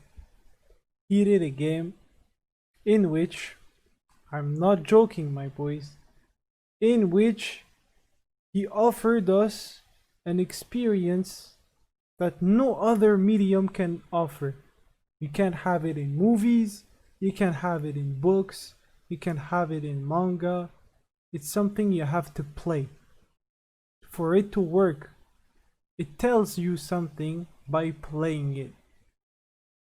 And it just it's just incredible at how well it hides its game, because it looks like a not a light novel, visual novel, in which you're trying to romance the girl of your choice, like many games have done in the past and that are still doing. So cute little drawings, right? With special poses if you answer right or things like that. And yeah, you're working towards creating a relationship with the girls. And that's how it's presented as. And that's its greatest strength to me. How long it maintains the illusion so that the end message can be especially powerful. Like it hits like a truck, and no matter if it's been years you haven't played it, or you finished it a couple days ago, you're gonna remember that experience. I don't think anybody left this game? Yes and no. I have a really hard time. I remember some parts of it, but there's some parts that I really don't remember. But you did finish it, right? Yeah, I did finish it, but gun to my head, I couldn't tell you what the ending was, or I think there was multiple endings, and I don't remember what I got. So This is very strange. I am questioning the fact if you did beat it or not. I did. I just, like I said, have a really hard time remembering, and I think I don't know. I just remember some parts of it, some characters, but it's been a while since I played it, so. Okay, well, I think we can go on spoiler territory and say to people like we're going to spoil the game, but like if have you deleted the file? My file? No, the file like in the in your playthrough, have you deleted the file? I don't remember. You can't not remember. Yeah, I'm that's telling pretty you, strange. I'm telling you, I don't remember the game. It's I played. something. I swear to God, I played it. I played it with our friend Leslie. I played it from beginning to end, and I don't remember much of it. No, but I mean, it's I don't know how to compare it to something, but it's like if you I remember there was a crazy fucking bitch that wanted to hang herself, and what else? There was a knife girl. Yeah, knife girl. She was cute. And I'm telling you, I haven't. You see, I did like it, but I don't think it was on the same level that maybe you liked it. I was. No, but it's not about liking it or not. It's just No, okay. no. Well, it's just that the end is like what you have to do in the end is so distinct from everything that you do from the rest of the game in any game that is ever existed. That it's kind of strange because at the end you can go on until the end and just like close the game and be done. But there's something that you have to do in order to finish the game like truly. You And have it to delete. seems you didn't do it, bro. Well, maybe I didn't do it, but I'm pretty sure I finished the game. Okay. All right. Well, So okay. You can But resume. do tell me, because you guys are speaking in codes, and I don't remember. Like it's like, yeah, like I said, I have no memory of it. Well, not no memory. I have memories of it, but it's just like if maybe a little, I don't know, refresher would help. all right. Okay. All right. Yeah, yeah. No, I understand because I mean it's an old game. I mean we've played it like last week, so it's normal if we remember it better. But I played it a summer at like yeah, 3 o'clock in the morning. So yeah. No, you I know get what I it. I mean. get it. Yeah. No, I understand. No, it's normal. It's normal. But it's just like for me, I think well, time will tell, I guess. But like for me, it was very like I think I will remember that for a long time. But okay, so basically, what's the story of the Doki Doki Literature Club? If you take a look at it, when the game came out, nobody was going to play that game, especially not me.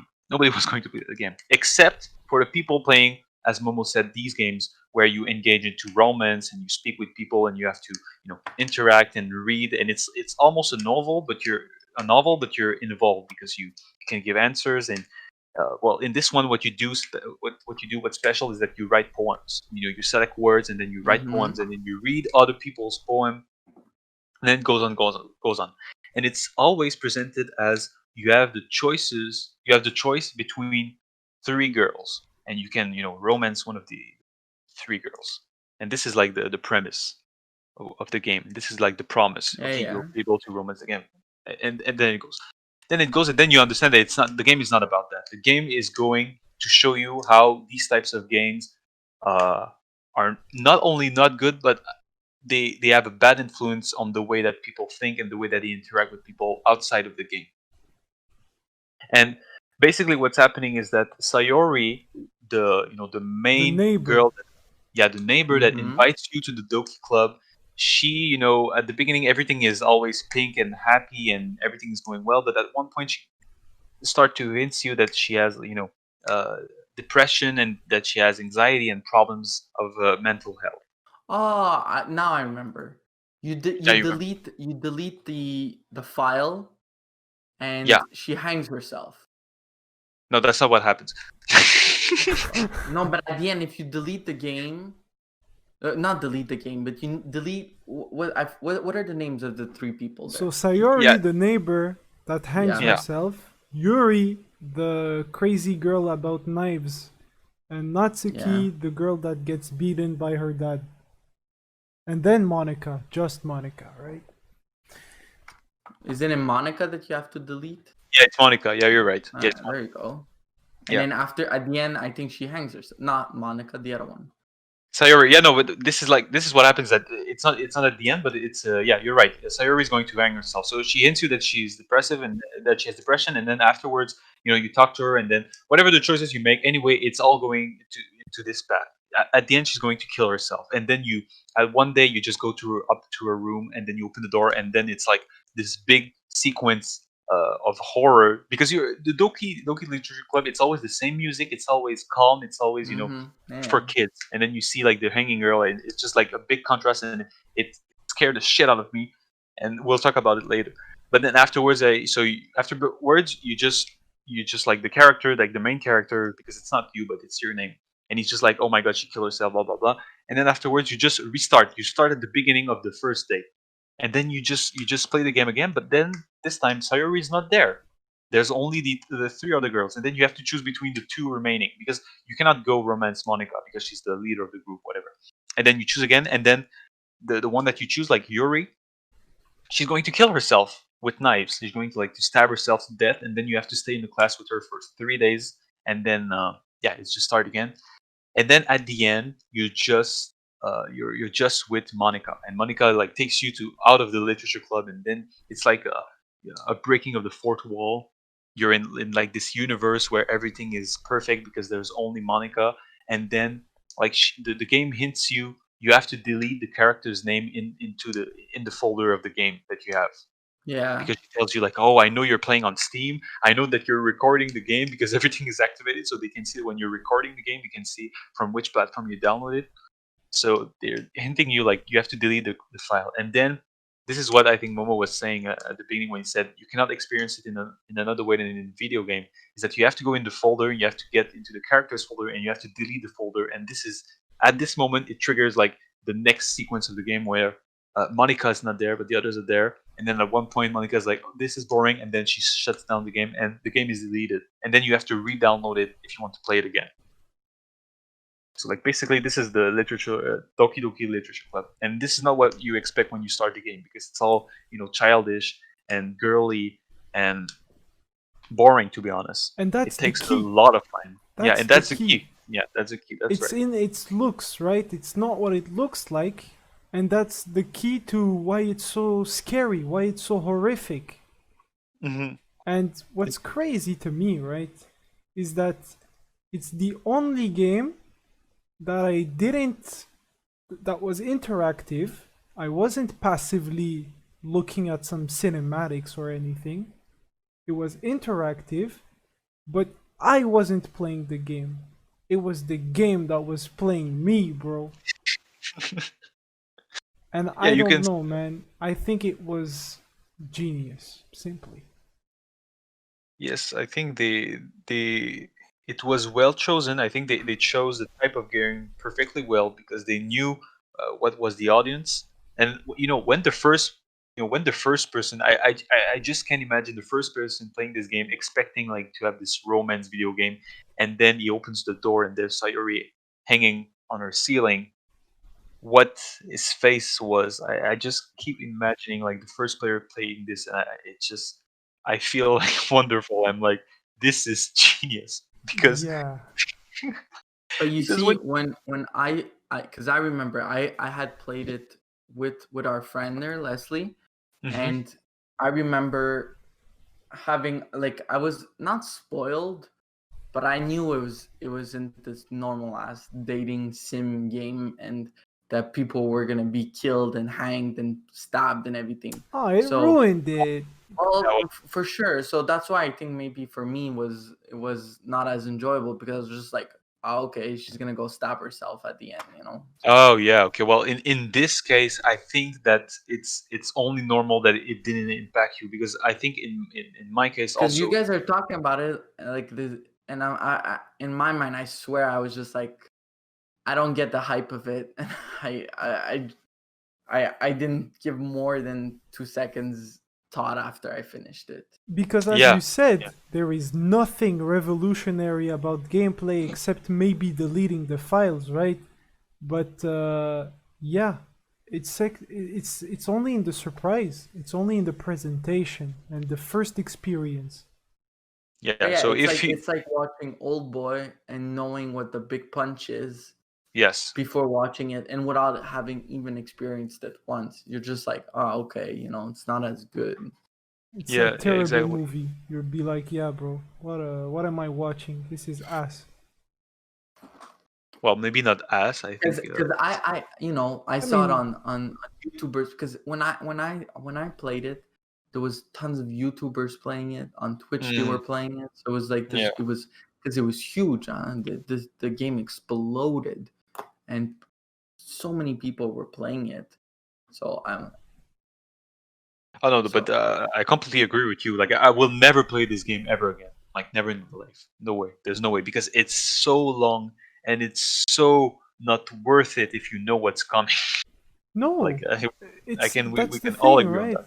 It's Yeah. not knowing what's coming. It's not worth it. It's more like this game has been designed to be played once. This game's Yeah. been designed to be played once with the full surprise so that the impact is great and that it leaves you thinking, right? Lots of very important themes have been talked about and discussed in the whole playthrough. And yeah, it leaves you thinking. I don't think you can leave this game if you read it, right? Not if you played the game pressing skip. So it's that's where it's a commitment because it's a lot of dialogue that you have to read and that you sometimes the playthrough has some variety depending on which girl you focus on for the poems because Jacky had the path where it was more focused on Yuri, but some people focused more on Natsuki, for example. Yeah, So I think we explained it in the gameplay playthrough that we're going to post. But at one point, you got to do some ocular acceleration and start to read like very very fast, because and nothing just is said, nothing like even in the game, right? It restarts so that you read the same fucking dialogue. So why would you take your time like it was the first time you read it and concentrate and all? You would dedicate your entire concentration into looking at what's new. That's what we did, and that's how I think they made their game. So what I wanted to say in all is that if you want to replay this game, it's not that you're abnormal. You might be curious to see at the start of a new playthrough if you delete Monica straight up what happens. That yeah, you might can be experience gameplay. Yeah. you want to delete Yuri, what happens, right? They might have designed scenarios for everything that I'm talking about, and once you get familiar with the fact that there are game files that you can go into, read, and delete, there is a live journal that Monica writes into in your computer, and you can double click on it and see it write itself as the game progresses, like important scenes, and it gives you an optics, a different side of her. She's like, yeah, I don't know what's happening. I kind of toned up the obsessiveness of this girl, but it only makes her more attractive to the player. So I don't know what to do now. I think I broke it or something, so I might have to delete her, and then boom, you see some things like that that are all tied to the scenario and the gameplay, the loop between scripts and effects on the game. And I don't know. I think that all the hints that she was different since the beginning? Because Jacky, how did you call her? The whole playthrough, you knew that something The wasn't right. devil, yeah, I knew she was the devil because the way she was speaking and everything, I was like, now this girl, there's something up with this girl. I don't know why. And at She's the end, I was like, I could athletic. have not known. Yeah, She studies well. She is beautiful. You know, yeah. she's No, no, perfect. I knew it. She was the devil. I knew it from the beginning because the way that she was speaking and the way that she was, saying some stuff that was like when she said, some characters are two-dimensional. I was like, That's not what? an English expression, you know. Yeah. Or at one point she's like, "Oh, I cannot translate this to English." And I'm like, "You little devil. You little devil." Yes, and then she's like, the script must be acting up or something like that. And I'm like, what? The first time I played it, the script? So you know it's a game, it's scripted, right? It's like all these little hints and that they become blatant and that you see those audio glitches and visual glitches that Honestly, freaks. the audio glitches were the worst for me because I think my volume was way too high because I was recording and I wanted to, to get the right sound, but it was way too high for my headphones. So every time there was a glitch, I was freaking out. I was like I was sweating. And that was the intended effect. So, Oh you my know, god, you I was live so the stressed. game No, like they because of that, wanted I you to was. live it. God damn, no, it was too much. It was very too much. Sometimes I couldn't look at the screen because I was too scared. Just like a face, coming out and to do a jump scare. Yeah, Yeah, it and the was very music, tense right? game. And everything is pink, everything is clean, everything is. And then you hear one wrong note. And then you see one little glitch on the text box. And then you see. Oh, it And then they tilt the background and everything. yeah, it starts tilting, right? Yeah, And then it's the yeah. eyes You notice. become strangely animated and all that. Yeah, they change the animation when it's like more horror style. They change like the way the characters are animated. So it's always a contrast that when you see it and you're not expecting it, it's horrifying and you're not comfortable. I was not comfortable. You can't be. Like, you weren't comfortable at first. You were looking at it all pretty and all, and you were like, yeah, that's not the kind of game I want to play. Why are you Oh, but it making was me. a different type of uncomfortable. At the beginning, I was like, this better be worth it because this is boring Yes. as hell. This is definitely the most boring game I've ever played. And then, boom. Yeah. And then she kills herself. And I'm like, all right, this escalated quickly. Now we're going in a But you different see, I direction. knew that. So when I saw it, I was just like, Yeah, that's okay, really too bad. okay, like yeah, Big fun. You know what I deal. mean? But I Yeah. just, I that's why for me, it was. I think it sucks because hearing all of you talk about it like that is just like, oh shit, that would have been insane seeing it firsthand. But for me, it was just I was there. I remember when I was playing it, and it was during a summer, and everybody was so hyped on it and everything. And I had looked at a couple streamers play a bit of it, and I had seen that they get murdered and stuff like that. Well, not murdered, but there was one hangs herself, the other one stabs herself or whatnot. Yeah. So I think I really didn't. I gave Mm. zero attention to it because I remember playing it with Leslie, and it was just like I was just even playing it on the side. I was playing Battlefield mainly on the PlayStation, and I had my computer there. And I was putting it here and there. I was playing a bit, but I didn't engross myself in it. I just Because that's the thing, right? It has absolutely no riveting gameplay or like its value, I would say, its entire value is the surprise. So if you get ruined that, the game is worthless pretty much. Because mhm. it's pretty, right? The music is kind of nice, but there are a lot more prettier games. There are a lot more good sounding musics out there. Like, why would you stay there if the core part of the thing, the fucking story, right, is spoiled? It's over.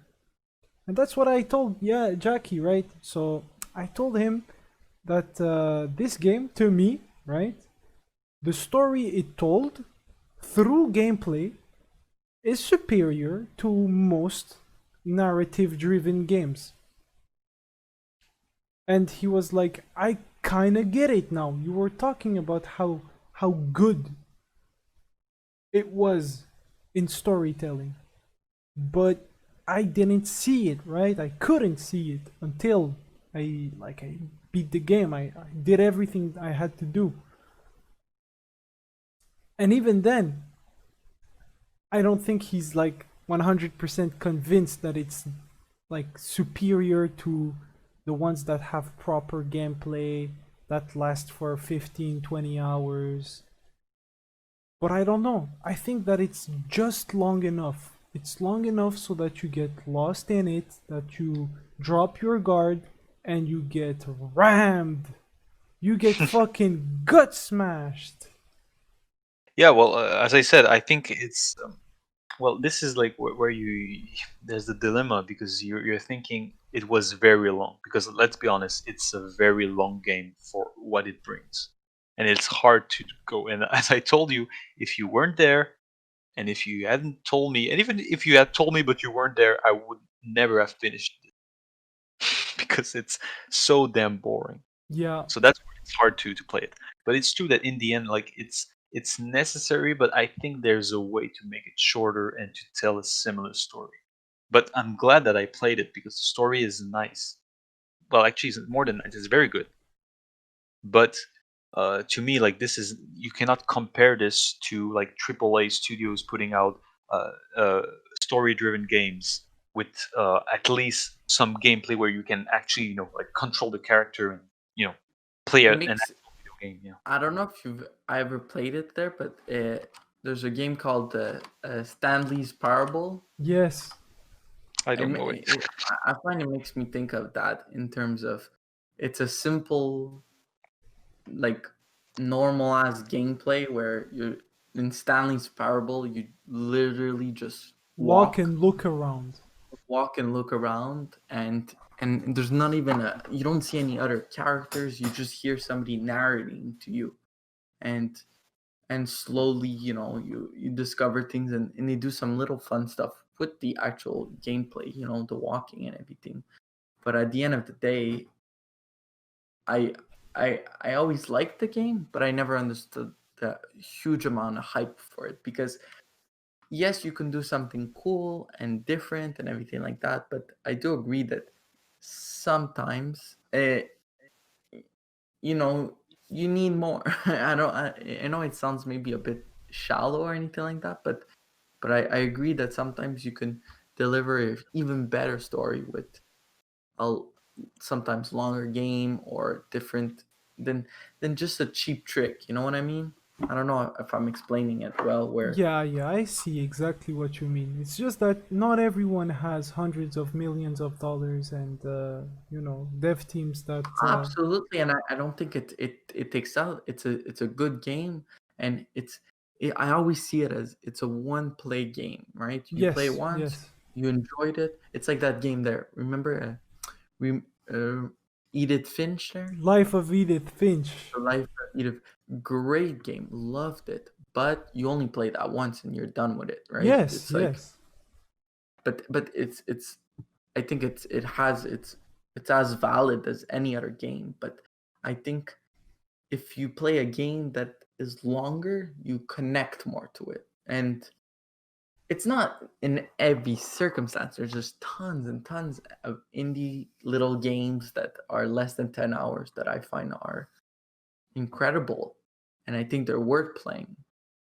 And that's it. I think they're just in different categories. To Well, I think me, it to like me, what right? It's all games. about impact. Yeah, Can you connect more? Can you do more? Can you? I don't give a fuck. Like, that's me, right? The gameplay guy. To me, what it gave me in those hours is like Jacky said, it's not worth my time. But to me, it was. To me, I was like, I was promised this by the people of the internet that I had to go in blind and trust, and I did, and I lived this shit like with no spoil, no nothing. And I had to delete those files, and she knew I downloaded it from Steam and everything, and all those little moments that were tragic, and the music that was creepy as fuck, and the drawings that were at the same time very pleasing to the eye, at the same time horrific. It was crazy. It was just crazy. I think that it's a game that will stick with me for decades because it was the first one of its kind that I ever experienced, and it did its trick with flying colors on me.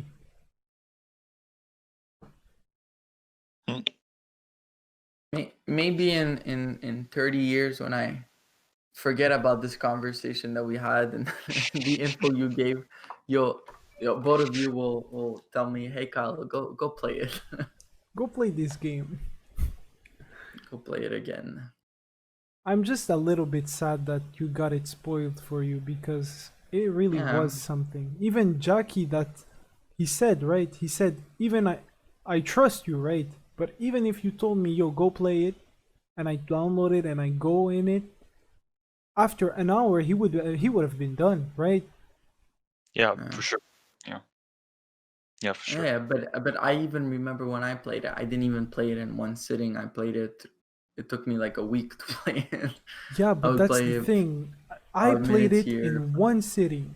Jacky played it in 3, and you, I don't know how. Like, probably 10. Like I said, I was playing it on the side. I was playing Battlefield 4 at the time. And I think also, the settings, they must be, close one to the other, because if you've got all these settings, too far apart, I don't think the impact is going to be the same. But you in your case, it's very different because you not only were you spoiled, you played it during like 1 week. I think I don't know. It's almost like if you took a movie and you just like watched it at 15 minutes at a time. Yeah, for sure. It's not the same experience. Absolutely. Yeah, it's different, but I think that the main part is that you were spoiled, and at the moment that you're spoiled, it's I think it's too late. If you have to go in blind, like Momo, what he was saying to me is just go in. You're not, you're probably not going to like it, but trust me, just go in. If you like stories, if you like experiencing stories, just go through with it, and at one point you'll see this is worth it. Trust me on that. And I'm glad it was kind of worth it for you. Yeah. Because so how much would you give it on 5? Out of 5, how much? Out of 5, how much? I would go with a 3.5. 3.5. Which, that's a good score. Yeah, for me, like 3.5 is like very good. Is it as good as the trash game that is The Last of Us?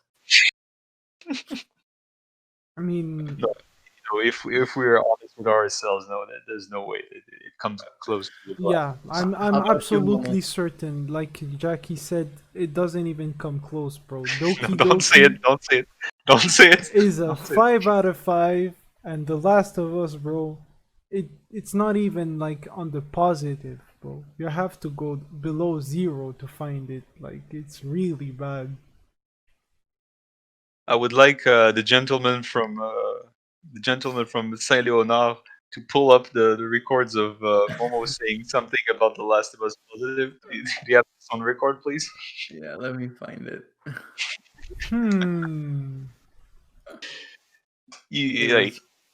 I don't know what they're talking about or scheming, but what I do know is that we've been live for 2 hours and 5 minutes, so I think it's time to say our goodbyes and end the stream. I agreed. You do sound like a Republican. Do I? Do I really? Yeah, because we got you here, Mr. Momo, on record saying that The Last of Us is actually a good game. So I don't know. I don't don't know. think I remember that. I think it's a I have it somewhere. So, Photoshop job or something like that. no. You know. I've been scrolling up. Yeah. Anyways, yeah. So I think that's all for tonight. Yeah, I think so. We still didn't plan our Last of Us podcast, but stay tuned, my boys. It will happen. It will eventually, of course. Last of Us 1 and 2. Part 1 and 2. 2 games I haven't finished. 2 games you haven't played. 2 games I haven't finished. One I have begun, the other not even. So, yes, I will Yeah. have strong opinions on these games. So, get ready for that. Yeah, I think these are I going to think be we good. also need to do a Breath of the Wild. It's mean- funny how like these 2 episodes, like one on Breath of the Wild and the other one on The Last of Us, you're just going to see like Momo and Kyle on 2 sides, and there's just going to me be switching on which side I am. My man rotating on his chair to. He doesn't like to be alone 1v2. I Unlike mean, Well, us, if you Momo. find something, just find he something knows where his math, right? It's better to be accompanied. Being alone is hard. yes. And the human being is a social animal. Yeah, So but we you see, hope. it surprises me that he loves The Last of Us, but then accepts a mediocre game and says it's a 10 out of 10. Yeah, it's surprising, it is. I'm getting angry at both of you when Kyle trashes talk when he trash talk Breath of the Wild and when Momo's trash talk the Last of Us. I get angry, so I mean, I'm the only one suffering in this. I have a proof, right? The link between the 2 series. Shigeru Miyamoto, right? Shigeru Miyamoto, the creator of Zelda, Donkey Kong, Mario, the legend himself that everyone prays to if you're into game making.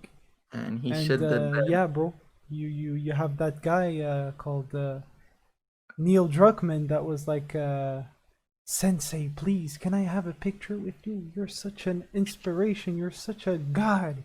And then he was like, who is this guy Jin? And then he was like, yes, I'm going to take picture with a fan. And yeah, he took the picture. And he thought that with the picture he would inherit like 1 or 2% of the genius of Shigeru Miyamoto, but sadly, it seems like it just made his head bigger and bigger and bigger, and now he thinks he made something special, but it is what it is. It is what it is. All right, guys. Alright. Have yourself a good night or good Whoa, what's day the if you're homework? watching. Oh, Oh, what's the homework? whose I turn is think it? I don't know whose term it is. I don't know. I- Oh boy. So, what was our last movies? So we had Soul. What was last week? Fearless. Fearless. So it's Fearless. Momo. Ooh, I have to choose. I have to choose, and I have to choose quick. Which homework will I give you guys?